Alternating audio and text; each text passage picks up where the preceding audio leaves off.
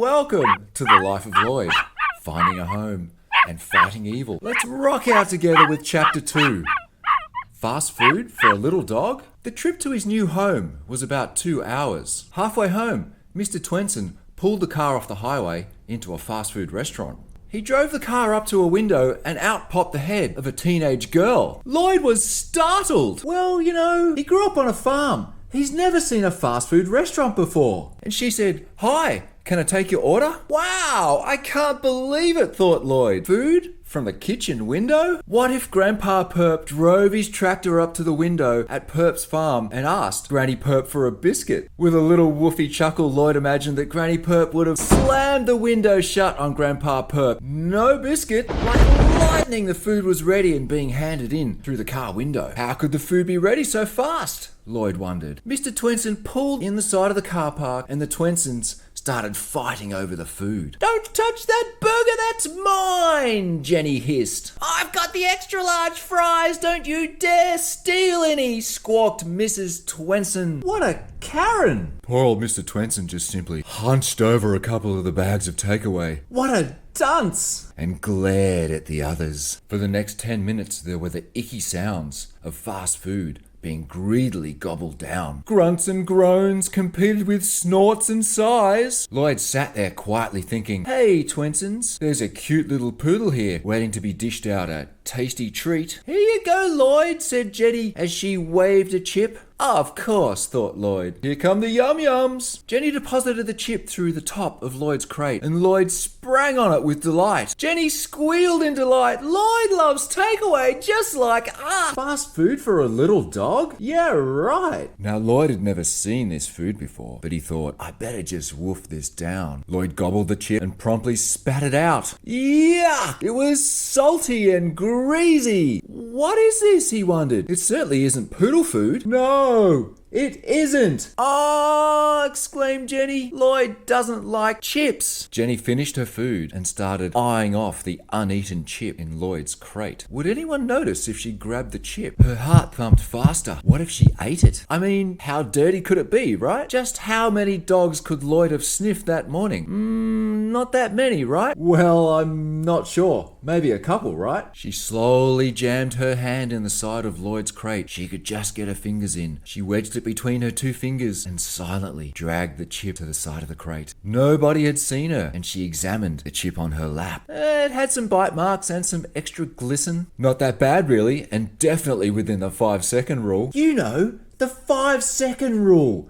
When you drop something on the floor and it's probably got something nasty on it, but if you pick it up really quickly within 5 seconds and your mum doesn't see, then it's all good to eat, right? She looked at both her parents and they were both preoccupied with their own food. Jenny decided this was her moment and so she popped the chip into her mouth. She munched away and to her delight she had discovered a new flavour, salty chip and poodle spit. She ate it? What? They pulled back onto the highway and headed for home. Lloyd was listening to the conversation in the car. By now, he knew that they were going to be living in a suburb called Rosefield. Excellent! He loved roses, and he loved playing in the fields. Wow, he thought, this sounds better than Perp's farm. I'll be living in a unit in the fields, surrounded by roses. Rosefield, here I come! When they neared Rosefield, they stopped by a pet store. Mr. Twenson was dispatched into the pet store with strict instructions. 1 20-kilo economy-size bag of the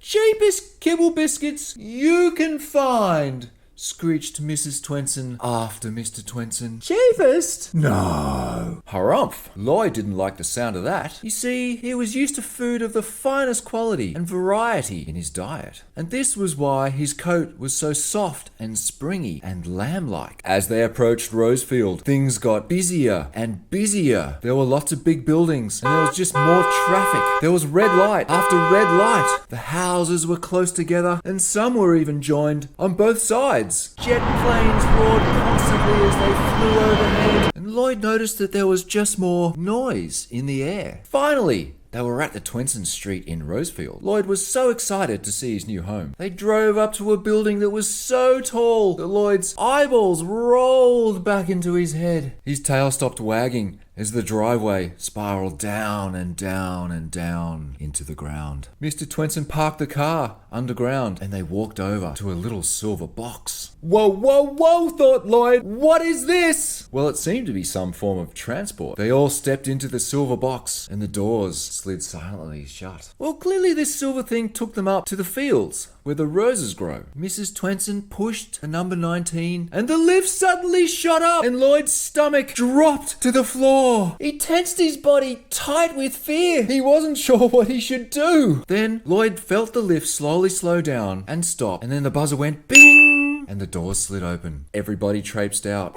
Stressful, but he had made it. He relaxed and tried to put on a happy face. Well, you know, here we are at the Fields of Roses, he thought happily, and his tail began to wag again. They all started the long walk down one of the corridors. Mrs. Twenson finally opened their door and Lloyd gasped. It was a gasp of shock. Lloyd's new home was a small unit. There was no field of roses. There was no field, and there was certainly no roses. The little poodle knew that he simply should be happy to have a home. However, he couldn't help feeling a little dismayed. Jenny opened the door to Lloyd's crate and let him out. A farm to a unit?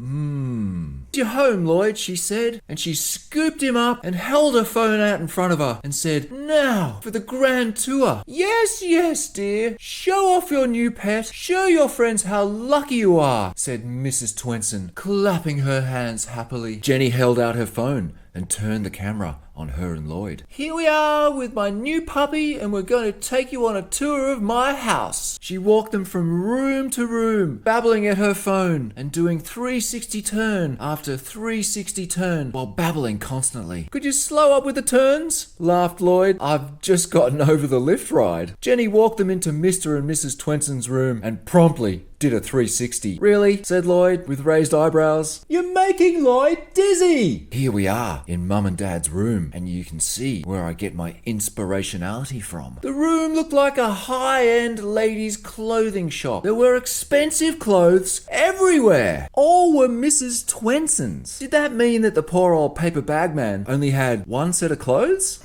Yeah. Probably. Now the cupboard doors were open and Lloyd stared at even more designer wear. The cupboards were packed and the overhead was wedged all the way to the top. The bottom drawers could not be closed properly. Lloyd imagined overstuffed clothes, desperately waiting for their moment to leap out and escape the crush. That's a lot of expensive clothes. Jenny set Lloyd down on the bed and lowered her tone. She quietly whispered, like, really, you have no idea how many designer pieces there are in this room. I feel quite inspirationalist just being here. Lloyd raised a poodle brow questioningly.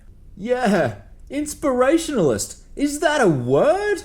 He sat and thought about the packed cupboard. He wanted to run and launch himself at the hanging sandwich of fabric. He wanted to try and bounce off the clothes like a tennis ball. No doubt Jenny would laugh at his crazy antics. He waited for his moment. Like a tennis ball? Lloyd, is this a good idea? Jenny got really intense. She stared down the camera and said, now I want to demonstrate my inspirationality by picking up any piece near me. She leaned over and picked up a dress lying on the bed. And this is a piece by Guido Caruso. He's the famous Italian designer, she whispered in awe. Now, thought Lloyd. Lloyd, Lloyd, Lloyd! Jenny screeched. Keep going, he thought. Yeah, buddy, keep going! He reached the jump point and leapt, aiming for the middle of the clothes to get maximum rebound. He sailed through the air in slow motion, looking left, looking right, fluffy ears flying in the wind, thinking, wow, I'm a poodle, but I really do fly like a bird. Fly, puppy, fly! He heard Jenny's voice drawl in deep slow-mo. Lloyd.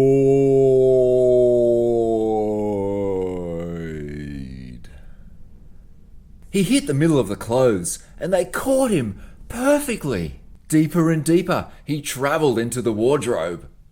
He felt the clothes compressing and acting like a big spring as they cushioned him. There was a split second where Lloyd was stationary in mid-air, and the clothes around him were tensioned like a trampoline. Whoops, he thought. Maybe this wasn't a good idea after all. Boing!